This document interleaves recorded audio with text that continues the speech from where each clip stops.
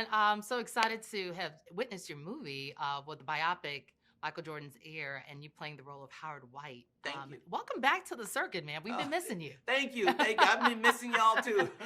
And I know you played the role in this Academy Award-winning film with Ben Affleck. Why did you decide to make this movie return in this particular moment? Well, it's a lot of things that happened. I was presented this opportunity, this role by my people, and Ben Affleck and Matt Damon was doing this movie, and it wasn't much to the my part. Right. It wasn't a part, but Ben went and met with Michael Jordan, and Michael Jordan said, "You got to have Viola Davis play my mama, and you got to have Howard White, this guy Howard White in this movie."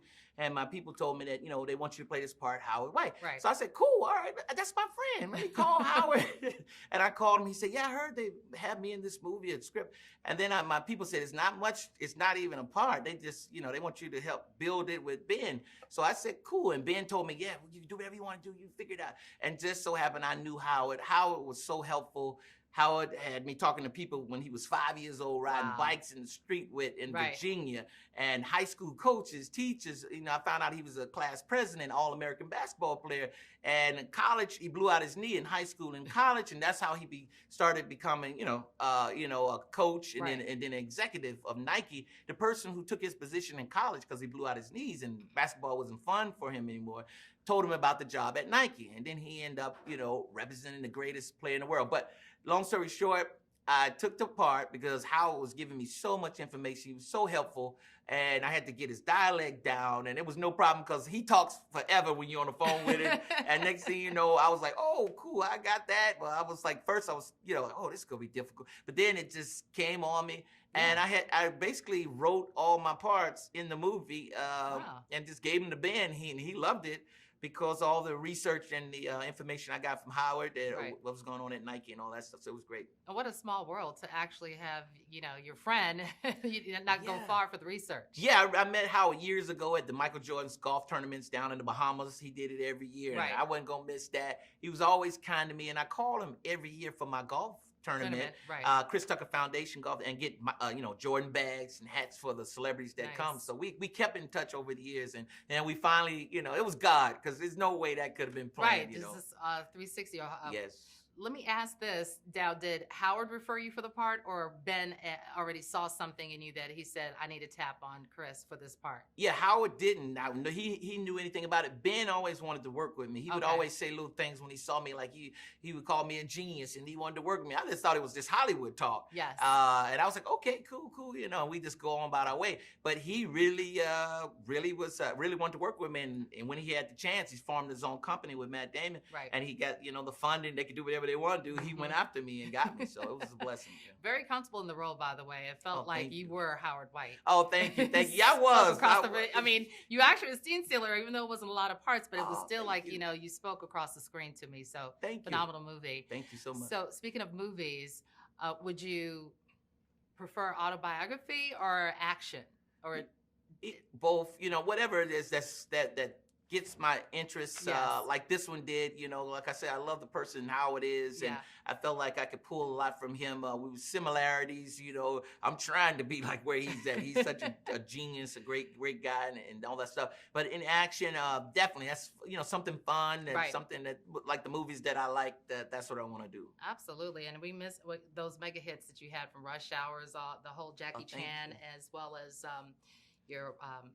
your funny movies, your comedian movies. Is there room for comedy back to stand up, or more comedies in the future? I know. Yes. Yeah, I never stopped doing stand up. I'm doing it right now. I'm on the road, so I'm definitely looking forward to doing like a stand up comedy and stand up shows. But and I'll be back in Atlanta hopefully this year sometime. But definitely, I'll never stop doing the stand up comedy and stuff. Yeah. I mean, you're born for it, King. Oh, thank you. But I would say before this movie, were you a Chicago Bulls fan? I'm a Michael Jordan fan. Yes, Michael Jordan. For sure. Definitely Michael's fan, and he's just, I grew up watching him, and so this was the honor to be, I had to represent Mike. I had to make sure I was good, so he wouldn't talk about me, because Michael would talk about you like, "You ain't no Howard, like you ain't sound nothing like you didn't even look like Howard. I don't even know how you got in that movie. You gotta have some." Right.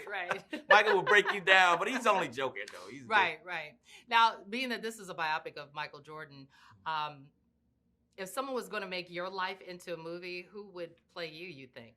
You know what? I think at this point, hopefully I would have to play me because it's it's a lot in my life. You know, the way I kind of stepped back from Hollywood at one point. You know, being the highest paid actor in Hollywood, but I felt like it was a ceiling right there, and I wanted more. It wasn't enough. Right. So I stepped back, lived a little bit, traveled the world, and did a lot of humanitarian stuff that really broadened my perspective for the world. That it ain't just about me being the biggest comic or actor in the world. It's about becoming somebody to give to the world. Inspire in some kind of way, hopefully.